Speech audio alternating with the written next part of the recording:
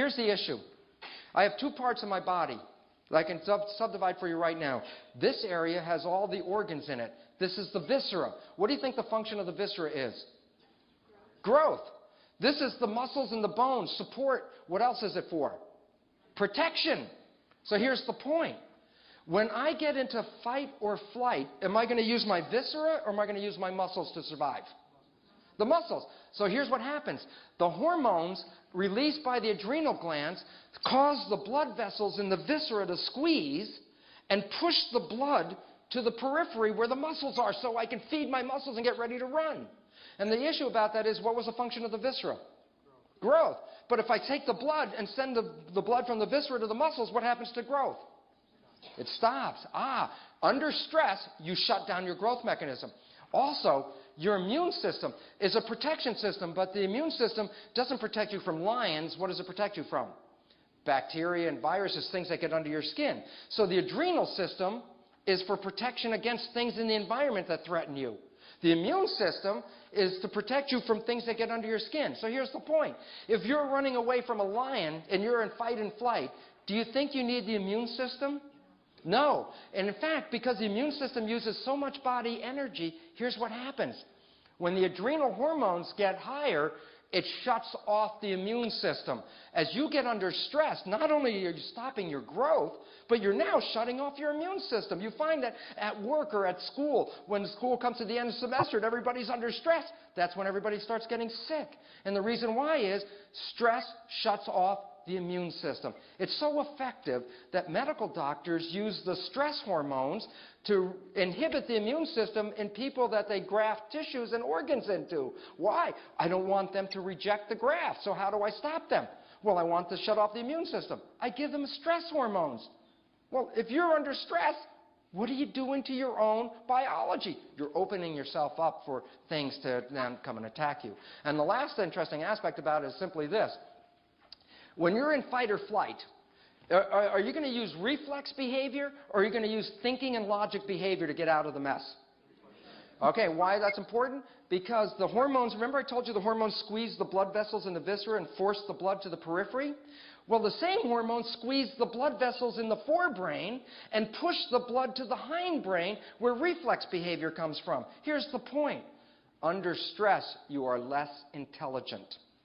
And you ought to know that if you've ever taken any school classes and you took that exam and you said, well, I know all the answers, right? And you sit down and you start doing the exam and you come to question number 7 and you go, I don't know this one. And guess what? You can feel your body tingling. Why? Well, the first thing is you're getting blood in your arms and legs ready to run out of the classroom, save your life. But then as you're doing this, you're realizing, I can't think of the answer. I can't think of the answer. So you say, okay, let me go to the next question. And that one's a simple one. You know what? You don't know the answer to that one. And the reason why? When you get under stress, you get ready for reflex behavior. Your conscious intelligence is reduced. So what does this mean in the world that we live in? Every time you turn on the news, every time you watch the TV, every time you listen to the radio, be afraid, be afraid, be afraid of this, be afraid of that. The air is bad. Flesh-eating bacteria are coming. So the bottom line is this. What do you think about your normal adrenaline levels in the population? They're so high, we're all under stress. People are getting sicker by the day, and we're getting less intelligent. So in conclusion, let me wrap it up and show you this. Here's the point. The body is like a camera for the following reason. Whatever the environmental signal is, it's picked up by the lens. So the camera sees something. The lens picks it up and translates it into the film where you make a complementary copy, so that the camera always makes a complement of what is found in the environment. Well, the truth is, in biology, it's the same thing. The cell is like a camera. Whatever is in the environment, the membrane is like a lens. It picks up the image and sends that image to the nucleus where the database is. And that's where the stored images are. And the interesting aspect about it is this. The cell will make a physical structure to complement the environment. So that's, if you're a diagnostician and you're looking at somebody's health, their physical expression is a reflection of the environment that they're in because they're making that mimic. So the bottom line is this. When you open your eyes, is this the image you see? The reason why. If you open your eyes and live in this stressful situation, what are you going to do to your physiology? Adrenaline, fight or flight, shut down growth, shut down the immune system, and be less intelligent. But you could easily look at the world and see a much better, healthier picture. For example, Maxfield Parrish's ecstasy. When you see this picture, so the question is, I could see this world and see this, and what do you think I'm going to be in growth or protection? Growth. So the bottom line is how I see it is adjusting who I am. Well, the interesting part about that is as follows. The perception interfaces between the environment and your biology. But your perception is belief. And therefore, beliefs act as a filter between the real environment and your biology. So your belief filters interfere if they're not accurate. If your beliefs are off, you're going to select genes that are inappropriate for the environment. So again, what keeps you in balance? Keeping your perception clear. So the bottom line is this. We actually end up with a filter between the environment and the camera, which is learned. We learned these filters. Before we were born, we were already learning. On the weekend course, I talk about conscious parenting. Many of your beliefs were already installed in you before you were born through the interaction of your mother and her perception of the environment, because she was helping. Mothers and fathers are actually are genetic engineers. They are selecting genes in their offspring as they develop, so the offspring fits the environment that the parents live in. Interesting point. Well, the question is this. We have filters. So now you've got envelopes that you came with. There's a red and green filter. Let's call these belief filters. And what I would like you to do is put one or the other filters in front of your eyes. Pick a red one or a green one, whatever one they got, and hold it up in front of your eyes and look at the screen. I'm going to ask you a question, and don't open them up. If they're double, keep them folded, okay? Here you go.